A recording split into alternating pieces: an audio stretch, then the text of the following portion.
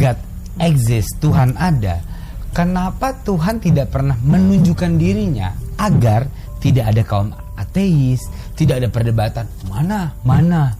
Kenapa Tuhan tidak pernah menunjukkan dirinya agar kaum ateis ini tidak pernah ada? Karena kan itu selalu menjadi perdebatan dong. Mana? Iya. Where is the proof? Sayyidina Ali bin Abi Thalib, salah seorang sahabat Nabi Muhammad, itu pernah ditanya, apakah engkau melihat Tuhanmu? Kemudian kata Sayyidina Ali, celaka engkau. Bagaimana mungkin aku melihat, bagaimana mungkin aku menyembah Tuhan yang tidak aku lihat? Oke. Kemudian seorang spiritualis Muslim yang kocak, yang menyebarkan nilai-nilai spiritualitasnya dengan kekocakan, namanya Nasruddin Hoja. Oke. Nasruddin Hoja itu pernah bawa senter, tapi kalau dulu perapian gitu, siang hari keliling pasar. Ya. Kemudian orang menegur dia, ngapain lu siang bolong gini bawa senter gitu? Kata dia, ya gue lagi praktekin orang-orang yang bertanya Tuhan di mana. Iya, seperti orang yang bawa senter di siang hari. Tuhan begitu nyata, tapi dia masih pakai senter untuk mencari Tuhan. Oke. Sama kayak dengan anomali seorang buta yang berjalan di malam hari dengan bawa perapian, dan kemudian ditegur oleh si orang yang melihat, yang berpapasan dengan dia. Ya. Lu kan buta, ngapain lu masih pakai senter atau perapian untuk jalan? Ya. Toh emang lu gak ngeliat. Kata dia, bukan karena gua takut nabrak lu, tapi takutnya lu yang nabrak gua. Makanya gua pakai ini. Artinya, kalau Tuhan dibilang tidak dilihat, enggak, Tuhan itu begitu nyata. Oke. Alam semesta ini, diri kita sendiri, ini enggak mungkin. Oke. Hanya orang sesat dalam berpikir yang mengatakan bahwa segala sesuatu ini nggak ada ujungnya. Gue dari bapak lu, bapak gue dari kakek gue dari terus nggak ada ujungnya, itu disebutnya tasalsul. Ya.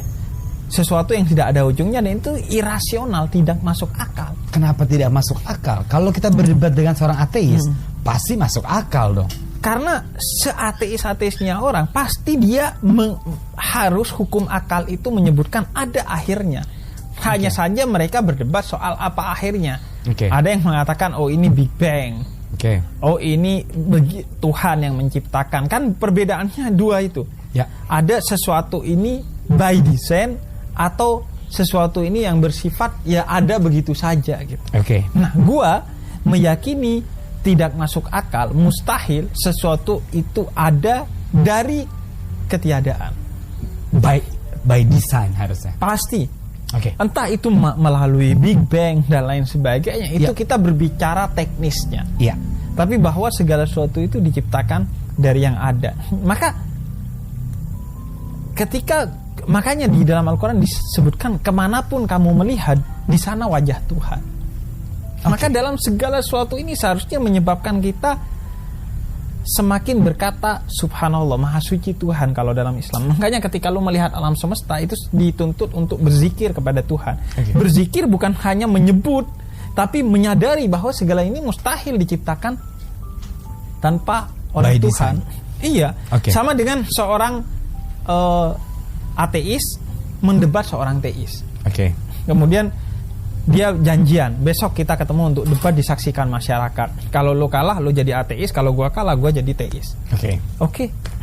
Besoknya jam 3 si orang yang teis ini gak datang. Jam 4 gak datang, si ateis ini bilang, lihat, bertuhan tapi terlambat. Apakah ini bertuhan? Bahkan mungkin gak datang dia, tidak menepati janjinya. 4:30 dia datang. Kemudian kata dia, sorry gue terlambat.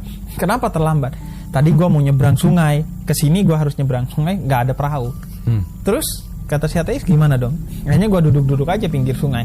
Tiba-tiba ada pohon yang jatuh, kemudian jadi perahu. Ya udah gue naik itu. Si ateis ini ketawa, kok mana mungkin? Ada pohon jatuh begitu saja jadi perahu. Terus dia lebih ketawa kenceng. Kakak, mana mungkin ada alam semesta dengan begitu keteraturan dan keindahannya gak ada yang ciptain. Nice. Jadi ketika lu melihat tidak dengan mata kepala doang, tapi dengan mata hati dan mata pikiran, maka lu akan menemukan Tuhan di sana. Itu yang dimaksud oleh Sayyidina Ali. Saya melihat Tuhan. Okay. Atau sederhananya begini. Kenapa lu tahu bahwa ini warnanya coklat? Okay. Karena ada warna putih, ada warna merah, ada warna ini dan itu. Ya. Karena ada perbandingannya yang menyebabkan lu tahu bahwa ini coklat. Oke. Atau gue kasih pertanyaan yang lebih sederhana.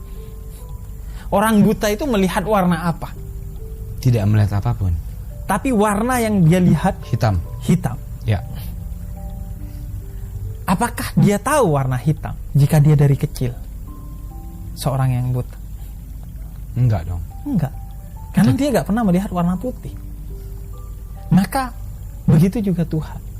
Oke. Karena Tuhan itu hanya satu dan laisa kamislihi syai'un, kata Quran, tidak ada sesuatu yang setara dengannya, yang bisa diperbandingkan dengannya.